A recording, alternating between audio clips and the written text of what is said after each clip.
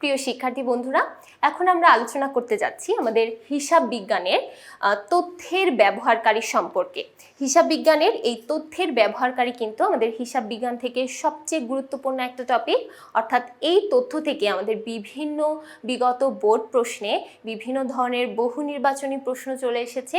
তাই বহু নির্বাচনী প্রশ্নগুলো আইডেন্টিফাই করার জন্য আমাদের হিসাব বিজ্ঞানের তথ্যের ব্যবহারকারী সম্পর্কে জানতে হবে।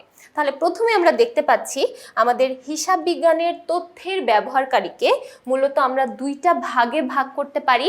প্রথমত অভ্যন্তরীণ ব্যবহারকারী এবং দ্বিতীয়ত বাহ্যিক ব্যবহারকারী। অভ্যন্তরীণ ব্যবহারকারী কারা?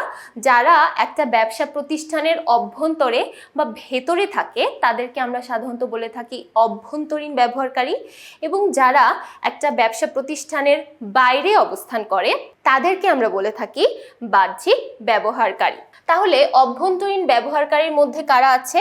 আমরা প্রথমে দেখতে পাচ্ছি মালিক, ব্যবস্থাপক, আর্থিক পরামর্শক এবং শেয়ার হোল্ডার। একটু খেয়াল করে দেখি, এরা প্রত্যেকেই কিন্তু একটা ব্যবসা প্রতিষ্ঠানের ভেতরে বা অভ্যন্তরীণ বিভিন্ন কাজের সাথে জড়িত থাকে। এবার যদি আমরা বাহ্যিক ব্যবহারকারী সম্পর্কে একটু ধারণা পেতে পারি, বাহ্যিক ব্যবহারকারী অর্থাৎ ব্যবসা প্রতিষ্ঠানের বাইরের যে কোনো ব্যক্তি বা প্রতিষ্ঠান, যেমন ঋণদানকারী। এই ব্যক্তি অবশ্যই ব্যবসা প্রতিষ্ঠানের বাইরে অবস্থান করে। ঋণদানকারী ছাড়াও সরকার, পাওনাদার, ভোক্তা, প্রতিষ্ঠানের কর্মকর্তা অথবা কর্মচারী, দেখো এরা প্রত্যেকেই কিন্তু প্রতিষ্ঠানের বাইরে অবস্থান করে এবং বাইরে অবস্থান করে আমাদের প্রতিষ্ঠান সম্পর্কে বিভিন্ন তথ্য অর্জন করতে পারে। তাই এদেরকে আমরা বাহ্যিক ব্যবহারকারী বলি এবং অভ্যন্তরীণ ব্যবহারকারী বলতে পারি মালিক, ব্যবস্থাপক, আর্থিক পরামর্শক এবং শেয়ার হোল্ডারদেরকে। আচ্ছা, এরপর আমরা চলে যাব আমাদের সমাজ এবং পরিবেশের সাথে হিসাব বিজ্ঞানের কি সম্পর্ক সেই সম্পর্কে ধারণা দিব। তো এখানে বলা হয়েছে প্রথম যে ভূমিকাটা হিসাব বিজ্ঞান আমাদের পরিবেশে রাখতে পারে সেটি হচ্ছে আমাদের পরিবেশ সংরক্ষণ করার ক্ষেত্রে। শিল্প কারখানার ধোঁয়া এবং বজ্র নিয়ন্ত্রণে আমাদের মালিক এবং হিসাব রক্ষককে খরচ বরাদ্দ করতে হয়।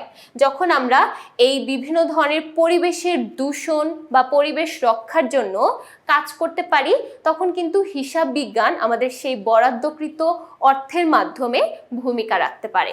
তারপর বলা হয়েছে সম্পদ সাশ্রয়, অর্থাৎ আমরা আমাদের সম্পদের সাশ্রয় করে বা অপচয়টাকে কমিয়ে এনে হিসাব বিজ্ঞানের মাধ্যমে ভূমিকা রাখতে পারি। বিদ্যুৎ এবং কাগজের অপচয় কমিয়ে আমরা গাছ এবং পরিবেশ বাঁচাতে পারি। তারপর বলা আছে স্বাস্থ্যের সুরক্ষা, স্বাস্থ্যসম্মত পণ্য তৈরিতে অর্থ ব্যয় করে বা অর্থ ব্যয় নিশ্চিত করে আমরা আমাদের সমাজের জন্য ভূমিকা রাখতে পারি। এবং লাস্ট ওয়ান, সামাজিক বিভিন্ন ধরনের দায়বদ্ধতা, যেমন গরিব এবং মেধাবী ছাত্রদের বৃত্তি প্রদান অথবা গাছ লাগানো ইত্যাদি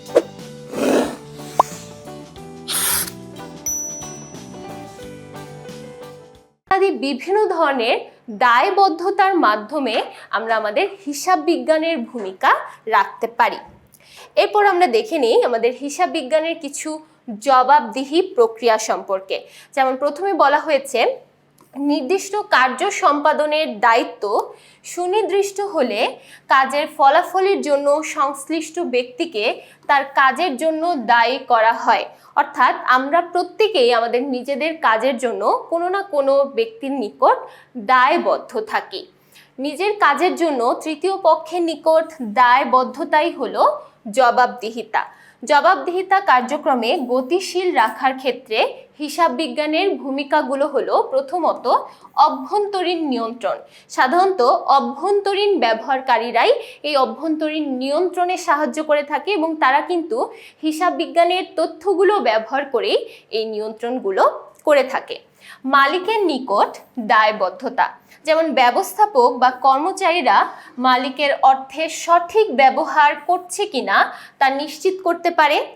রাষ্ট্রের প্রতি দায়বদ্ধতা, আমরা আমাদের সরকারের পাওনা যেমন ভ্যাট অথবা ট্যাক্স সঠিকভাবে পরিশোধের মাধ্যমে স্বচ্ছতা বজায় রাখতে পারি এবং আমরা সঠিকভাবে ভ্যাট বা ট্যাক্স পরিশোধ করছি কিনা সেটাও কিন্তু আমরা হিসাব বিজ্ঞানের তথ্য থেকে ধারণা পেতে পারি। সর্বশেষ টপিকে বলা হয়েছে মূল্যবোধ সৃষ্টিতে হিসাব বিজ্ঞানের ভূমিকা। আমরা যদি আমাদের নিজেদের মধ্যে মূল্যবোধ সৃষ্টি করতে পারি, সেক্ষেত্রে মূল্যবোধ সৃষ্টিতে হিসাব বিজ্ঞান বিভিন্ন ধরনের ভূমিকা রাখে। যেমন সততা, আমরা জানি হিসাব বিজ্ঞানের মাধ্যমে আমরা জালিয়াতি অথবা প্রতারণা রোধ করতে পারি।